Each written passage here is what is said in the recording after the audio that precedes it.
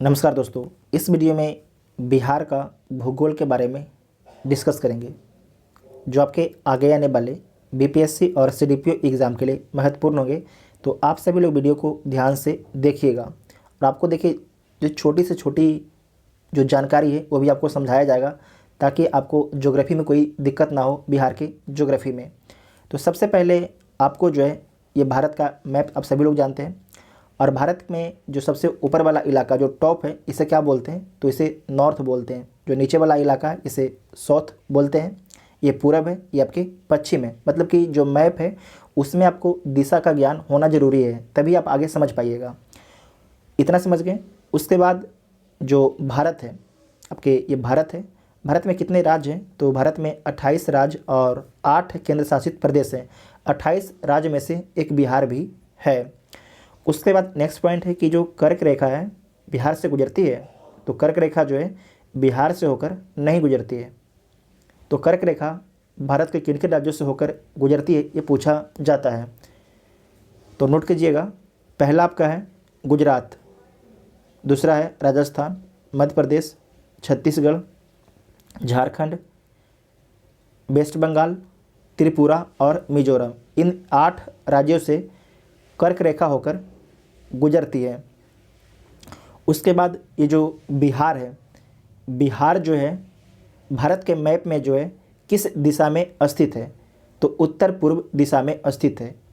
भारत के मैप में जो है बिहार उत्तर पूर्व दिशा में स्थित है। ये क्वेश्चन आपसे पूछा जाता है। उसके बाद आपको याद रखना है कि जो ये बिहार आप देख रहे हैं आज का बिहार, क्या पहले ही ऐसा ही था, इतना ही इसका इलाका था? तो इसमें आपको याद रखना है कि जो आज का आपको ये बिहार देख रहे हैं ये पहले आपके वेस्ट बंगाल था, पश्चिम बंगाल था। ठीक है, क्या था? ये पश्चिम बंगाल था। तो जो पश्चिम बंगाल इलाका था उसमें कौन कौन से क्षेत्र आता था आपके, तो बांग्लादेश आता था, ये पश्चिम बंगाल आता था, बिहार, झारखंड और उड़ीसा आता था। लेकिन आपको याद रखना है कि 1912 में जो है बिहार जो है पश्चिम बंगाल से अलग हो गया। बिहार जो है पश्चिम बंगाल से अलग हो जाता है। तो बिहार के हिस्से में कौन कौन सा इलाका पड़ता है, तो बिहार, झारखंड और आज का उड़ीसा आपके पड़ता है। लेकिन 1936 में उड़ीसा बोलता है कि हमें आप अलग कर दीजिए, हम अलग रहना चाहते हैं आपसे, क्योंकि आपकी जो लैंग्वेज है, हमें और भी बहुत चीज़ कारण था। तो उसका एक बड़ा कारण था लैंग्वेज भी, कि आपकी जो लैंग्वेज है और बहुत बड़ा इलाका होने के कारण जो है प्रशासन करने में भी समस्या होती थी।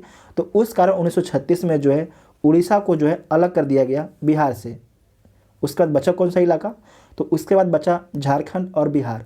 झारखंड और बिहार जो आपके था उस समय, जो अभी हम बोल रहे हैं, तो झारखंड और बिहार जो है 1936 में क्या था, बिहार के नाम से जाना जाता था। लेकिन झारखंड लगातार आंदोलन करता रहा, बोला कि हमें आप अलग कर दीजिए, और फाइनली जो आपका झारखंड है ये बिहार से अलग हो जाता है। ये कब अलग होता है, तो आपको याद रखना है 15 नवंबर 2000 को जो है बिहार से अलग हो जाता है झारखंड। तो एक क्वेश्चन बीपीएससी पूछा भी था कि जो वर्तमान में बिहार है ये अस्तित्व में कब आया था, जो वर्तमान बिहार है ये अस्तित्व में कब आया था, तो 15 नवंबर 2000 को अस्तित्व में आया था, क्योंकि बिहार से जो है झारखंड आपके अलग हो गया था। उसके बाद आपको याद रखना है कि जो बिहार की आकृति कैसा है, तो बिहार की जो आकृति है आयताकार है, और बिहार एक लैंडलॉक राज्य है। लैंडलॉक का मतलब क्या होता है, जिसकी सीमा समुद्र से नहीं लगती। जैसे कि देखिए आंध्र प्रदेश है, तो ये लैंडलॉक इसको नहीं कह सकते, क्योंकि इसकी सीमा जो है बंगाल की खाड़ी से लगती है। तो जो बिहार है इसकी सीमा किसी समुद्र से लग रही है, नहीं लग रही है, तो क्या हो गया, बिहार एक लैंडलॉक राज्य है। उसके बाद आपको याद रखना है कि जो बिहार है इसकी सीमा किस किस राज्यों से, किस किस देश से लगती है। तो सबसे पहले जो ऊपर है नेपाल से जो है बिहार की सीमा लगती है। तो आपको याद रखना है कि बिहार की सीमा जो है एक इंटरनेशनल देश से भी लगती है, जिसका नाम क्या है, नेपाल। उसके बाद बिहार की सीमा जो है भारत के किन किन राज्यों से लगती है, तो उत्तर प्रदेश, झारखंड और पश्चिम बंगाल से आपकी बिहार की सीमा लगती है। आगे हम इसके बारे में डिटेल से समझेंगे। तो इतना आप समझ गए। उसके बाद जो बिहार है तो इसका जो है चौड़ाई कितना है, ये पूछा जाता है आपसे कि जो ये बिहार है इसका चौड़ाई कितना है। जो ये आपके पूरब है, आपको बता चुके हैं पूरब, और ये आपके पश्चिम है। तो पूरब से पश्चिम जो है बिहार की चौड़ाई कितना है, 483 मीटर है। कितना है? 483 किलोमीटर है। और लंबाई बिहार का कितना है? तो 345 किलोमीटर आपकी बिहार की लंबाई है। एक क्वेश्चन आपसे और पूछा जाता है कि जो बिहार का है अक्षांशीय और देशांतर विस्तार आपको बताना है। अक्षांश और देशांतर क्या होता है? तो आप यहाँ पर अगले में समझ लीजिए कि ये आपके ग्लोब है, और देखिए जो इसके इस हम बोलेंगे आपको नॉर्थ साउथ, समझ जाइएगा। नॉर्थ से साउथ की ओर जो भी रेखा खींचा गया उसे क्या बोलेंगे? देशांतर बोलेंगे। और जो ईस्ट से वेस्ट की ओर रेखा खींचा गया उसे क्या बोलेंगे? उसे अक्षांश बोलेंगे। तो इसमें आपको समझना है, हम क्या आपको बोल रहे हैं कि अक्षांशीय विस्तार। तो जो अक्षांशीय विस्तार है बिहार का, कहाँ से कहाँ तक है, कितना डिग्री से कितना डिग्री तक ये पूछा जाता है। तो बिहार का जो अक्षांशीय विस्तार है 24 डिग्री 20 मिनट 11 सेकेंड से 27 डिग्री 31 मिनट 15 सेकेंड उत्तरी अक्षांश तक जो है बिहार का विस्तार है। ठीक है। अच्छा, उत्तर क्यों बोलते हैं यहाँ पर आपको समझना है। ये 0 डिग्री है, इसके ऊपर में क्या है? नॉर्थ है ना। तो बिहार जो आपका भारत है, भारत कहाँ पर है? भारत आपके जो है नॉर्थ ईस्ट में है। भारत जो है नॉर्थ ईस्ट में है। तो क्या हो जाएगा? एक तरीके से उत्तर में क्या है? उत्तर में इसे बोलेंगे उत्तरी अक्षांश बोला गया। जो दक्षिण में इसे बोलेंगे दक्षिणी अक्षांश। ठीक है। और उसके बाद आपको याद रखना है 0 डिग्री है। 0 डिग्री के जो आपके इस साइड वाला इलाका इसे बोलेंगे ईस्ट। तो यहाँ पर देखिए बोला भी गया है कि पूर्वी देशांतर। इसका मतलब क्या है कि जो भारत है जो 0 डिग्री है उसके पूरब में है। ठीक है, इस बात को समझ लीजिएगा। तो समझ लिए कि जो भारत का जो अक्षांशीय विस्तार है 24 डिग्री 20 मिनट 11 सेकंड से 27 डिग्री 31 मिनट 15 सेकंड उत्तरी अक्षांश तक आपके बिहार का विस्तार है।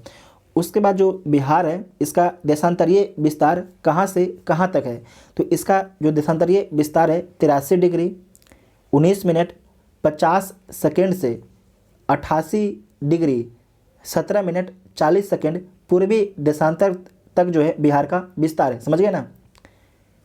83 डिग्री 19 मिनट 50 सेकंड से जो है 88 डिग्री 17 मिनट 40 सेकंड पूर्वी देशांतर तक जो है बिहार का विस्तार है। तो आप समझ गए हैं। और बिहार की आकृति भी आप जानते हैं कि बिहार जो है एक आयताकार राज्य है। उसके बाद आपसे पूछा जाएगा कि बिहार का क्षेत्रफल कितना है। बिहार का जो है कुछ तो क्षेत्रफल होगा। तो आपको याद रखना है जो बिहार का क्षेत्रफल है ये आपका है 94,163 वर्ग किलोमीटर। कितना है? 94,163 वर्ग किलोमीटर आपके बिहार का क्षेत्रफल है। यह आपसे पूछ सकता है कि जो बिहार है इसका जो और राज्य है, नहीं, जो बिहार आपका है ये आपको याद रखना है जो बिहार है वो आपके पूरे भारत का कितना क्षेत्रफल के बराबर है। जो बिहार का एरिया है पूरे भारत का कितना एरिया के बराबर है? तो आपको याद रखना जो बिहार का एरिया है पूरे भारत के 2.86% के बराबर है। 2.86 के बराबर है। आपसे एक क्वेश्चन ये भी पूछा जाएगा कि जो बिहार का क्षेत्रफल के स्थान से भारत में कौन सा स्थान है? जो बिहार का स्थान है क्षेत्रफल का मतलब कि जो बिहार है क्षेत्रफल के अनुसार किस नंबर पर आपके बड़ा में आता है? तो आपको याद रखना है 13वां नंबर का बड़ा स्टेट आपका है कौन? बिहार, क्षेत्रफल के हिसाब से। तो ये सारा पॉइंट आपको क्लियर हो गया है ना। एक बार समझा देते हैं जल्दी सा। जो आपके ईस्ट से वेस्ट है, ईस्ट से वेस्ट है मतलब जो चौड़ाई है बिहार की कितनी है? 483 किलोमीटर है। और लंबाई कितना है? लंबाई आपका नॉर्थ से साउथ कितना है? तो 345 किलोमीटर आपकी लंबाई है। इतना समझ गए। उसके बाद जो अक्षांशीय विस्तार है 24 डिग्री 20 मिनट 10 सेकेंड से 27 डिग्री 31 मिनट 15 सेकेंड उत्तरी अक्षांश तक है। उसके बाद देशांतरीय विस्तार कितना है? जो देशांतरीय आपके विस्तार है 83 डिग्री 19 मिनट 50 सेकेंड से 88 डिग्री 17 मिनट 40 सेकेंड पूर्वी देशांतर तक जो है बिहार का आपके विस्तार है। उसके बाद बिहार का क्षेत्रफल कितना है? तो 94,163 वर्ग किलोमीटर है। और भारत के क्षेत्रफल के कितना परसेंट आपके होता है? तो 2.86% हो जाता है बिहार का टोटल क्षेत्रफल।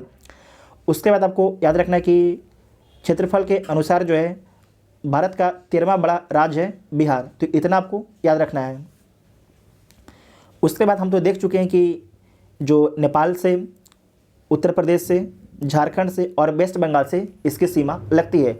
लेकिन आपसे क्वेश्चन क्या पूछा जाएगा? आपसे क्वेश्चन पूछा जाएगा कि जो नेपाल है, नेपाल से बिहार के किन किन डिस्ट्रिक्ट की सीमा लगती है। ये क्वेश्चन पूछा भी जा चुका है और पूछे जाने की पूरी पूरी संभावना भी है। तो ये देख लीजिए जो नेपाल है इसकी सीमा वेस्ट चंपारण, ईस्ट चंपारण, सीतामढ़ी, मधुबनी, सुपौल, अररिया, किशनगंज, इन 7 डिस्ट्रिक्ट से जो है नेपाल की सीमा लगती है। इसे नोट कर लीजिएगा, किशनगंज, अररिया, सुपौल, मधुबनी, सीतामढ़ी, पूर्वी चंपारण और पश्चिमी चंपारण। ठीक है, इतना समझ गए। उसके बाद आपको याद रखना है कि जो उत्तर प्रदेश है, उत्तर प्रदेश एक राज्य है, तो उत्तर प्रदेश से किन किन डिस्ट्रिक्ट की सीमा लगती है बिहार के, तो पश्चिम चंपारण, गोपालगंज, सारण, सिवान, उसके बाद है आपका भोजपुर, बक्सर, कैमूर और रोहतास। तो इन 8 डिस्ट्रिक्ट की सीमा जो है उत्तर प्रदेश से लगती है। इसे दोबारा हम बोल देते हैं, वेस्ट चंपारण, गोपालगंज, सिवान, सारण, भोजपुर, बक्सर, कैमूर और रोहतास, इन 8 डिस्ट्रिक्ट की सीमा जो है उत्तर प्रदेश से लगती है। उसके बाद जो झारखंड है, झारखंड से जो है कितने डिस्ट्रिक्ट की सीमा लगती है, तो रोहतास हो गया, औरंगाबाद, गया, नवादा, जमुई, बांका, भागलपुर, कटिहार, इन 8 डिस्ट्रिक्ट की सीमा जो है झारखंड से भी लगती है। उसके बाद जो वेस्ट बंगाल है, वेस्ट बंगाल से बिहार के कितने डिस्ट्रिक्ट की सीमा लगती है, तो 3 डिस्ट्रिक्ट की सीमा लगती है, कटिहार की, पूर्णिया की और किशनगंज की। ठीक है, किशनगंज की। इसमें एक चीज़ और अभी आपको याद रखना है कि जो आपके किशनगंज है, इसकी सीमा जो है वेस्ट बंगाल और नेपाल से लगती है। जो आपके पश्चिमी चंपारण है, इसकी सीमा नेपाल और उत्तर प्रदेश से लगती है। जो रोहतास है, इसकी सीमा आपके उत्तर प्रदेश और झारखंड से भी लगती है। जो कटिहार, इसकी सीमा भी झारखंड और वेस्ट बंगाल से लगती है। तो ये सब सारे पॉइंट को आपको याद रखना है। एक क्वेश्चन आपसे पूछा जाता है कि जो पटना डिस्ट्रिक्ट है, पटना डिस्ट्रिक्ट से बिहार के किन किन डिस्ट्रिक्ट की सीमा लगती है, या बिहार के कितने डिस्ट्रिक्ट की सीमा आपके पटना डिस्ट्रिक्ट से लगती है, ये आपको जान लेना है। तो ये आपके पटना डिस्ट्रिक्ट है, इसकी सीमा जो है सारण, वैशाली, समस्तीपुर, बेगूसराय, लखीसराय, शेखपुरा से नहीं लगती है। ठीक है, शेखपुरा से नहीं लगती है, नालंदा, जहानाबाद, अरवल, भोजपुर, इन 9 डिस्ट्रिक्ट से जो सीमा है पटना डिस्ट्रिक्ट की लगती है। इसे आपको याद रखना है। ठीक है, इसे आपको याद रखना है। उसके बाद है कि बिहार का भौतिक विभाजन, जो बिहार का भौतिक विभाजन के बारे में देख लीजिए, आगे आपको मैप से समझाया भी जाएगा। तो सबसे पहले जो बिहार का भौतिक विभाजन में हम बिहार को 3 भाग में विभाजित कर सकते हैं। बिहार को जो है हम 3 भाग में विभाजित कर सकते हैं। एक को बोलेंगे पर्वतीय या तराई इलाका, पर्वतीय भी बोलेंगे और उसे तराई इलाका भी बोलेंगे। दूसरा हो जाएगा मैदानी, जो कितने इलाके में फैला हुआ है, तो 95% आपके बिहार के इलाके में फैला हुआ है मैदान। उसके बाद तीसरा हो जाएगा पठारी। तो सबसे पहले आप पर्वतीय या तराई में देखिए, तो सबसे ऊपर में जो आपका है सोमेश्वर श्रेणी है, जो यहाँ पर आपके आगे मैप में समझिएगा, ये आपके यहाँ पर फिर से बना देते हैं, ये आपके बिहार है और ये बिहार के इस इलाके में जो है सोमेश्वर श्रेणी है। और सोमेश्वर श्रेणी की जो सबसे ऊंचाई कितना है, तो आपको याद रखना है 874 जो मीटर है सोमेश्वर श्रेणी की आपके ऊंचाई है। उसके नीचे में आपके है रामनगर दून है, जिसकी ऊंचाई कितनी है, तो 240 मीटर आपके रामनगर दून की आपके ऊंचाई है। उसके बाद आपको याद रखना है दून घाटी। तो आपको जो दून घाटी के बारे में याद रखना है, जो सोमेश्वर श्रेणी है और रामनगर है, उसके बीच में जो है दून घाटी है। दून घाटी क्या होता है, तो इसमें आपको याद रखना है कि जो भी दून होता है, जैसे कि 2 आपकी श्रेणी है, 2 श्रेणी के बीच में जो समतल इलाका होता है उसे दून घाटी बोला जाता है। तो जो दून घाटी है सोमेश्वर और जो रामनगर दून है उसके बीच में स्थित है। ठीक है, उसके बीच में स्थित है। और आपको याद रखना है कि हरहा नदी घाटी भी आपके जो दून घाटी है, इसे हरहा नदी घाटी भी बोला जाता है। ठीक है, इसे हरहा नदी घाटी भी बोला जाता है। उसके बाद आपका है मैदानी। तो जो मैदान है आपके ये बिहार में, मैदान का कितना विस्तार है, तो पूरे बिहार का जो है 95% से प्लस जो इलाका है आपके मैदान में आता है।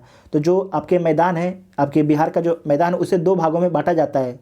इसे 2 भागों में बांटता है। तो इसे 2 भागों में कौन बांटता है, तो गंगा नदी जो है बिहार के मैदान को 2 भागों में बांटती है। एक है उत्तरी बिहार का मैदान और दूसरा है दक्षिणी मैदान।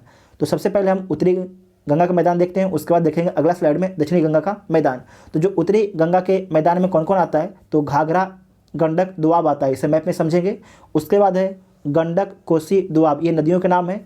कोसी महानदी दोआब, ये आपके हो गया उत्तरी गंगा का मैदान में। उसके बाद दक्षिणी गंगा के मैदान में कौन कौन है, तो गंगा सोन दोआब, मगध का दोआब और अंग का मैदान। देखिए हम सारे ये स्लाइड कहाँ से लिए हैं, तो जो विभास 15वां बुक है सारे स्लाइड वहीं से लिया गया है। उसके बाद जो पठार है आप यहाँ पर, ये आपके बिहार है, जो नीचे वाला इलाका है, इस इलाके में जो है पठार का विस्तार है। तो बिहार के प्रमुख पठार कौन कौन है, तो कैमूर का पठार है, राजमहल की पहाड़ियाँ हैं, इसका भी विस्तार जो राजमहल की पहाड़ियाँ हैं इसका भी विस्तार आपके बिहार में है। उसके बाद है गया की पहाड़ियाँ हैं, राजगीर की पहाड़ियाँ हैं, खड़गपुर की पहाड़ियाँ हैं, गिरिया की पहाड़ी हैं, जमुई, शेखपुरा बराबर की, इन सारी पहाड़ियाँ क्या है, ये पठार के अंदर आपके आती हैं। तो इसे आप सभी लोग मैप में समझ लीजिए। तो सबसे पहले ये समझिए कि आपके ये जो इलाका है ये आपके क्या है, पर्वतीय और तराई इलाका है, ठीक है, ये भी, और ये इसके कुछ इलाका आपके ये भी आता है, ठीक है, किशनगंज का भी कुछ इलाका आपके आता है। ये क्या हो जाएगा, इसमें पहले आपको याद रखना है कि जो हिमालय है, हिमालय का ही एक पार्ट है शिवालिक, जो शिवालिक है उसका भी विस्तार आपके बिहार में है। तो शिवालिक का ही भाग आपका है सोमेश्वर, जो शिवालिक है उसी का ही भाग आपका है सोमेश्वर की पहाड़ियाँ, जो सोमेश्वर की पहाड़ियाँ हैं वो आपके शिवालिक का ही भाग है। जो रामनगर दून है ये भी आपके शिवालिक का ही पार्ट है। और आपको बता चुके हैं कि दून क्या है, जो दून है सोमेश्वर, और जो एक सेकेंड यहाँ पर रुकिए, ये आपके ऊपर में आपका हो जाता है सोमेश्वर श्रेणी, और इसके नीचे आपके हो जाता है रामनगर दून, और जो बीच वाला इलाका है इसे क्या बोलते हैं, दून घाटी से बोला जाता है। तो समझ गए ना कि जो सोमेश्वर श्रेणी है ये किसका पार्ट है, तो शिवालिक का ही पार्ट है। किसका है, शिवालिक का ही पार्ट है, ठीक है। उसके बाद आपको देखना है, मैप में समझना है कि बिहार के उत्तरी मैदान और बिहार के दक्षिणी मैदान के बारे में समझिए। तो सबसे पहले ये जो नदी देख रहे हैं ये आपके है घाघरा नदी, ये आपके है गंडक नदी। तो जो बीच का इलाका होता है उसे क्या बोलते हैं, दोआब बोला जाता है। ये जो बीच का इलाका होता है, दो नदियों के बीच का जो इलाका होता है बहुत उपजाऊ इलाका होता है। तो घाघरा है और गंडक है, तो इसे क्या बोल दिया गया, घाघरा गंडक दोआब। इस इलाके में बहुत ज़्यादा पैदावार आपके होता है। इसके बाद ये आपके गंडक नदी है, ये आपके कोसी नदी है। तो ये पूरा इलाका हो गया, क्या हो जाएगा, गंडक कोसी दोआब, क्या हो जाएगा, गंडक कोसी दोआब। उसके बाद ये आपकी महानदी है, जो ये बीच वाला इलाका है क्या हो जाएगा, कोसी महानदी दोआब। तो आपको क्या बताएं, दो नदियों के बीच का जो इलाका होता है उसे क्या बोला जाता है, उसे दोआब बोला जाता है। देखिए एक कोसी नदी है, एक आपकी महानदी है, तो इसका जो बीच का इलाका इसे क्या बोला गया, दोआब बोला गया। तो इसे कौन सा दोआब बोला गया, कोसी महानदी दोआब बोला गया है। और जो कोसी नदी, इसके बारे में याद रखिएगा, कोसी नदी बहुत ज़्यादा अपना बिहार में रास्ता चेंज करती है, इस कारण बिहार में इसे शोक बोला जाता है। तो बिहार का शोक किस नदी को बोला जाता है, तो कोसी नदी को बिहार का शोक बोला जाता है। तो आप उत्तरी गंगा का मैदान समझ गए, मतलब उत्तरी बिहार का मैदान समझ गए। उसके बाद दक्षिणी बिहार का मैदान के बारे में देखिए। दक्षिणी जो बिहार का मैदान है, जो ये इलाका आप देख रहे हैं ये आपकी गंगा नदी है, ये है गंगा नदी। तो गंगा और सोन के जो बीच का इलाका इसे क्या बोलेंगे, गंगा सोन दोआब बोलेंगे, गंगा सोन दोआब बोलेंगे।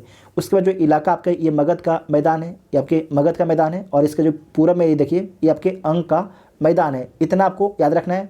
जो ये नीचे वाला इलाका है, जो ये नीचे वाला आप देख रहे हैं ये मार्क किया गया है, ये आपके क्या है, ये पठार है।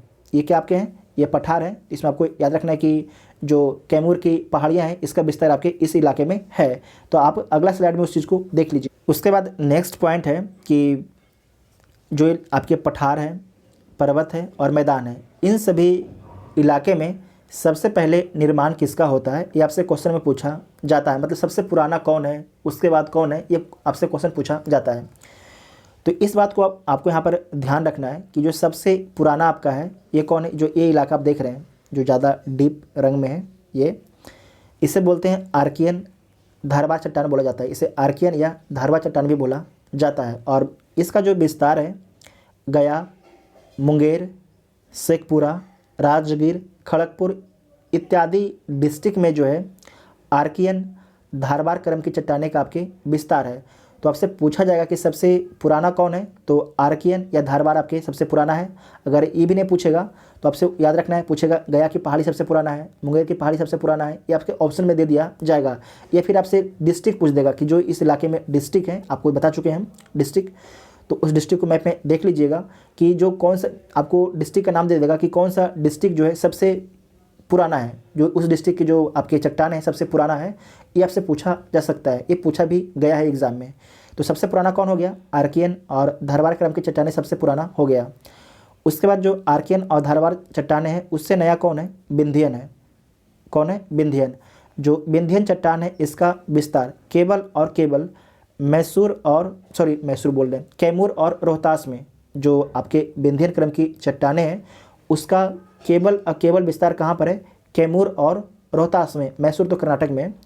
कहाँ पर है? जो विंध्यन क्रम की चट्टानें हैं उसका विस्तार केवल आपके कैमूर और रोहतास में है। ठीक है, तो सेकेंड, ये तो सबसे पुराना कौन हो गया? आर्कियन और धारवाड़ हो गया। उससे नया कौन हो गया? विंध्यन हो गया। जो विंध्यन से नया कौन है? तो जो पर्वतीय इलाका है, ये जो आप देख रहे हैं, जो पश्चिम चंपारण और पूर्वी चंपारण का जो इलाका है, ये आपके क्या है? ये आपके जो विंध्यन है उससे नया है। और इसका निर्माण कब होता है? तो टर्सरी युग में इसका निर्माण होता है, इसलिए यहाँ पर टर्सरी युग की चट्टानें आपकी पाई जाती है। तो जो सोमेश्वर श्रेणी है, दून घाटी है, रामनगर दून है, इन सभी का जो निर्माण है टर्सरी युग में इन सभी का निर्माण हुआ है। ठीक है, उसके बाद है कि जो ये मैदान है, ये पूरा आपके मैदान जो है 95% से अधिक इलाके में जो है बिहार में मैदान है। इसका निर्माण कब होता है? तो प्लेस्टोसीन काल में जो है जो बिहार के मैदान है उसका निर्माण आपके होता है। इतना आपको याद रखना है। कुछ और आपको फैक्ट बता देते हैं कि जैसे कि ये आपके जो विंध्यन वाला इलाका आप देख रहे हैं, पहले यहाँ पर आपके समुद्र का विस्तार था। तो जो आपके विंध्यन श्रेणी का निर्माण हुआ है, जो समुद्र का सिल्ट था, उस सिल्ट के कारण जो विंध्यन श्रेणी है उसका निर्माण होता है। तो आपको याद रखना है कि ये मत समझिएगा पहले जो है बिहार का इलाका जो है समुद्र से लगता था। ठीक है, पहले जब आपके प्रायद्वीप नहीं था तो पहले बिहार का विस्तार आपके समुद्र तक था, लेकिन जो प्रायद्वीप था उसने जो आपके जो सिल्ट जमा था उस सिल्ट के माध्यम से कैमूर रेंज को बना दिया बिहार में, और बिहार क्या हो गया? एक लैंड लॉक राज्य हो गया। तो इतना आपको याद रखना है। और यहाँ पर आप देख सकते हैं कि सोमेश्वर पर्वत और रामनगर दून के बीच में जो है दून घाटी है, जिसे हरहा नदी घाटी भी बोला जाता है। तो इतना आप समझ गए हैं। उसके बाद जो सोमेश्वर की श्रेणियाँ इसके बारे में समझिए कि इस इलाके में 3 गो दर्रा है। सोमेश्वर का दर्रा, भिखनाठोरी का दर्रा और मरवात की दर्रा। ये तीनों याद रखिएगा, तीनों आपके सोमेश्वर श्रेणी में स्थित है। और इन तीनों दर्रा के माध्यम से जो है नेपाल से व्यापार होता है बिहार का। अच्छा, जो दर्रा का निर्माण कैसे होता है? तो नदी के कटाव के कारण जो है दर्रा का निर्माण होता है। आपको याद रखना है कि जो बिहार का मैदान है इसका निर्माण कैसे हुआ है? तो जो बिहार का निर्माण है, बिहार के मैदान का निर्माण, इसका निर्माण जो है जो भी नदियां हैं उनके सिल्ट के माध्यम से जो है आपके बिहार का निर्माण हुआ है। जो भी नदियां आपके सिल्ट लाई, वो सिल्ट लगातार जमा की, उसके कारण जो बिहार है, बिहार का मैदान का निर्माण आपके होता है। तो जो बिहार के मैदान है इस इलाके में क्या है कि बहुत ज़्यादा आपके जलोढ़ मिट्टी पाई जाती है। इसमें आपको याद रखना है जो नॉर्थ वाला इलाका है बिहार का, इसमें जो खादर क्या है? खादर जलोढ़ मिट्टी पाई जाती है। मतलब खादर मतलब नई जलोढ़ मिट्टी पाई जाती है और इसकी उत्पादन क्षमता बहुत ही ज़्यादा होता है। जबकि जो बिहार के दक्षिण इलाका है इसका भी निर्माण आपके नदी के सिल्ट के माध्यम से ही होता है। लेकिन आपको याद रखना है कि क्या है कि हिमालय क्या है? हिमालय नया है। जबकि जो ये इलाका आप देख रहे हैं ये क्या था? सबसे पुराना था।